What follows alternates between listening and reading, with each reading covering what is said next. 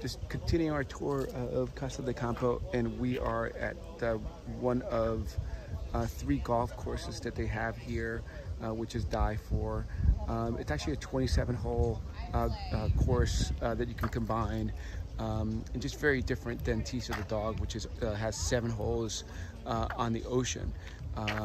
But just you know, the property itself has 63 holes to play, 3 different courses, 2 driving ranges. So if you're a golfer, this is definitely something, one of the places that is on top of the list.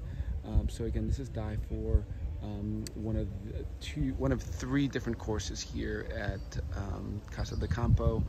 Tease of the Dog, like I mentioned, has the 7 holes that are waterfront and the top golf course for the Caribbean. But this is just an added bonus to do something a little bit different when you come to play golf.